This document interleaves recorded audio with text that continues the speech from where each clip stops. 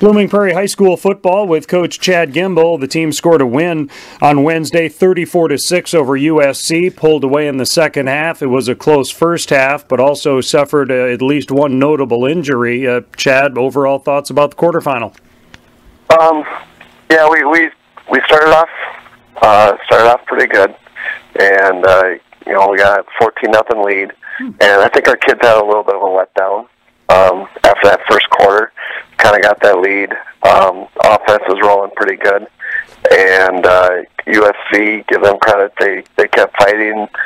They came with more determination in the second quarter, and they were able to get a score and really kind of stymied our offense in that second quarter. And we had a ball game at halftime, 14-6, and we just kind of talked to our kids and just told them if we continue to play the way we're playing right now, we're not going to be moving on.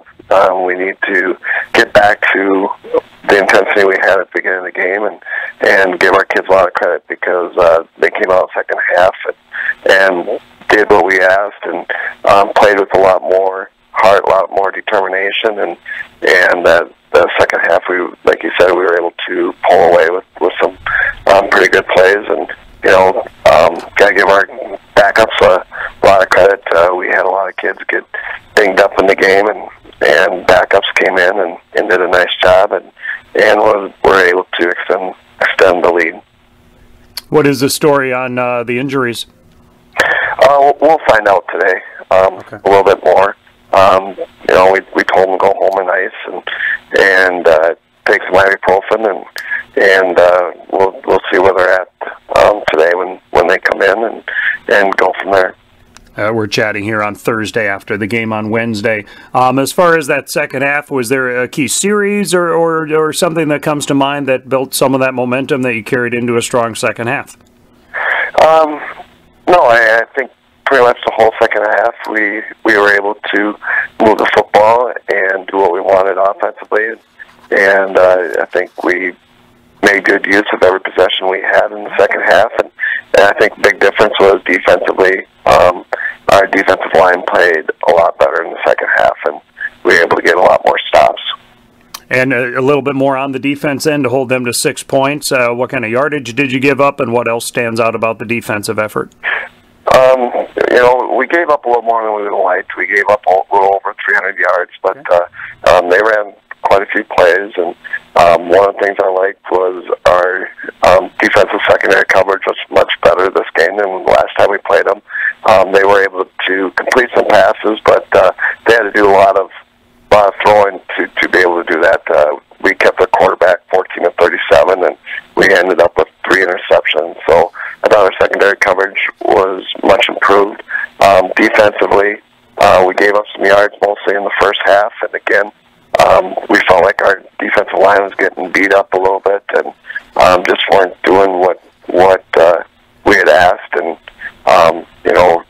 weren't taking care of gaps the way they were supposed to, and just weren't firing off the ball. They were standing and trying to locate the ball, and as a defensive lineman, your job is to get in the backfield and create double teams and plug a hole and let the linebacker scrape and get the plays. The rematch is set up then with Bethlehem Academy for a semifinal on Tuesday up in Faribault. It was week 2 that you played Bethlehem Academy, and they won the game during the regular season. You guys are quite a bit of a different team since then? Yeah, I believe so. We were young back then. We found out a lot more about our team and what we're capable of doing and what works, what doesn't work, and we feel like we're much improved, and I'm sure BA is much improved as well. So should be a great high school football game. What are some of the things that BA is likely to try to do? Offense, defense. What is a quick scouting report on them? They like to run the ball without a doubt. They're going to come downhill with Glazinski, their big halfback, but if you focus too much on him, their fullback is very capable as well, and a good runner and has good speed for a fullback. And their starting quarterback went down, Colin Hansen. I don't know what his status is, but they've had a backup in there. He's a little bit more mobile than Hansen, so kind of a dual threat. And obviously we're going to have to account for that and the bootlegs that they like to run with him. So defensive ends are going to have to do their job with contain. Defensively, they're pretty multiple in their coverages. They like to run a 4-2 and a 4-3 and get physical with the receivers, and their defensive line is very physical, and that's a strength of theirs. So our offensive line is going to have a challenge, but hopefully if they put 5 guys in the box, we're able to run the ball effectively, and if they have 6 in there, we're able to throw it. So we'll just kind of take a look and see how they play us and kind of attack them that way. All right, it'll be a Cat Country broadcast on Tuesday night, but I know a lot of people will be there to cheer you on. Blooming Prairie at Bethlehem Academy for the semifinals.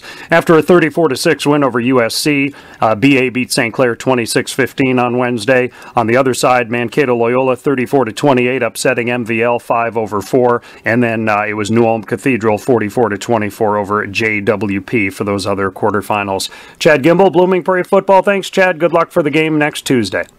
All right, sounds good. Thanks a lot, Roy. Coach's Show on KRFO.